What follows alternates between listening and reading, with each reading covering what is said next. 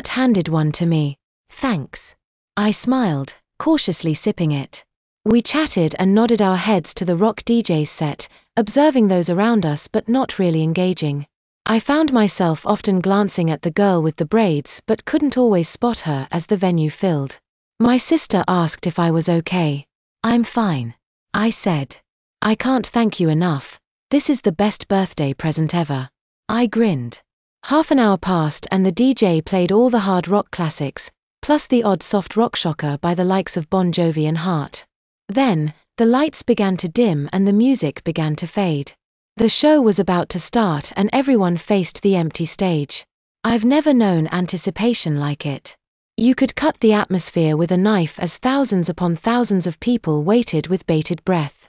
The crowd erupted as the first note from Angus's SG burst out of the wall of speakers that flanked the stage. A second later the legend himself strutted on stage wearing his schoolboy outfit and the rest of the band were flooded in spotlights. Lead singer Brian Johnson entered to a roar of approval. It was the loudest thing I'd ever experienced and even if this moment deafened me, it would be worth it. His gravelly vocals filled the Enormodome and the entire crowd singing running right off the track in response to the chorus of Rock and Roll Train. We punched their air. We jumped. We bounced. We rocked. Life cannot get better than this, I thought. Then it did when the awesomeness of Back in Black's opening riff filled the air. Nothing mattered but the music. The band had the crowd in the palms of their hands. They called, we responded. There's nowhere on earth I'd rather be than right here, right now. Angus. Angus. Angus. Angus, we chanted. Fists punched the air. My bangles rattled up and down my forearms. The band barely stopped between songs. Big Jack, Dirty Deeds and Shot Down in Flames came at us like a juggernaut and finally we had chance to give the band our raucous appreciation. Terry, Kat, Izzy and I grinned at each other. This is awesome. It was so hot in the crowd. I'm so glad I'm not wearing jeans, I said to my sister. Me too, she grinned, looking down at my little skirt and fishnet tights. A night to remember, she asked. Definitely, I said, glancing around the crowd. I spot the girl with the braids and we make eye contact, sharing a momentary smile before Thunderstruck begins with its infectious opening and drew everyone's attention. We punched the air in time with the bass drum, chanting thunder, thunder. I glanced over to the girl with the braids. She pounds her fist against the sky, chanting with the rest of us. She glances back and smiles. I bashfully avert my eyes. For a moment there I thought I was a guy. I was caught, in the middle of a railroad track. I looked round, and I knew there was no turning back burst out of the speakers. Everyone chants thunder in time. I glance back toward the girl with the braids. She knows all the words. She glances back and again I look away. What if she thinks I'm a lesbian? What if she's a lesbian? That could be really awkward, I thought, before worrying that she could have just as easily seen through my makeup and braids to the 16-year-old boy beneath. I made a conscious effort not to glance in her direction from that moment on. After 10, maybe 15 songs I began to feel like they'd never stop. I don't think the crowd would let them even if they wanted to. AC/DC really did shake us all night long. We knew the end was coming when all their really big anthems came one after another. TNT, Whole Lotta Rosie, Let There Be Rock, and finally the encore Highway to Hell and For Those About to Rock. AC/DC left the stage to chants of Angus, Angus, Angus, which morphed into chants of Malcolm, Malcolm, Malcolm, Malcolm. As the crowd began to thin, I glanced around the auditorium, hoping to see the girl with the braids, but I guess she must have gone. Do I still look okay? I asked my sister. Have I sweated all my makeup off? You look fine, Tilly, she told me. Getting out into the chilly night air was such a relief after several hours in the hot and sweaty Enormodome.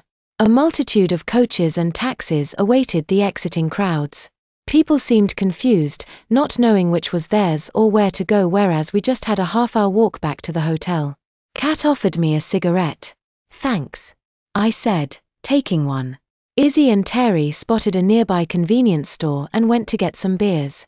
Kat and I waited away from the crowds near the golf center we'd passed on the way in.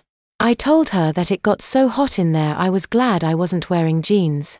You know what's funny? I said. What? Kat replied.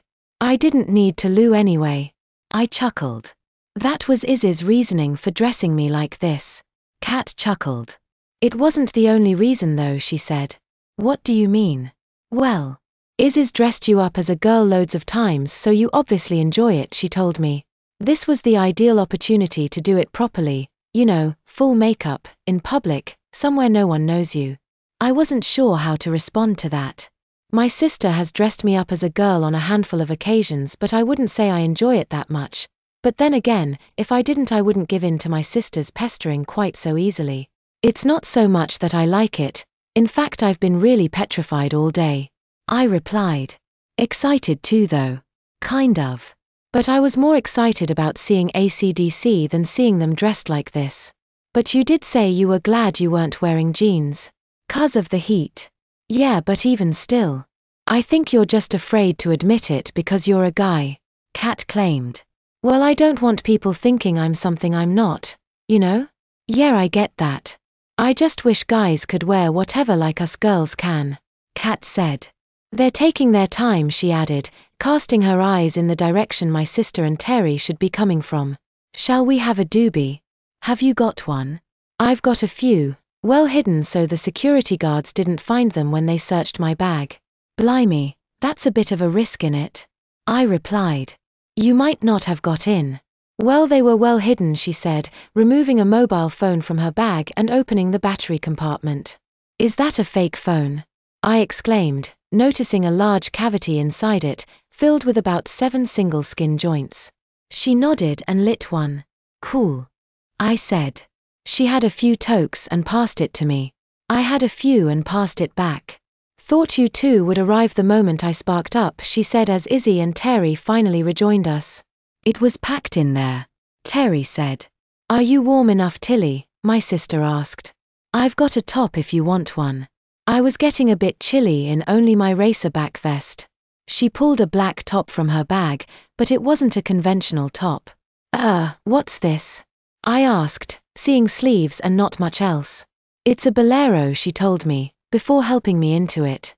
It covered my arms, shoulders, and my upper back and nothing more than that. Have you got something? I asked. Yeah, but I'm fine for now, she told me. Us girls are used to not wearing much, she said. Is that warm enough? Yeah, I replied.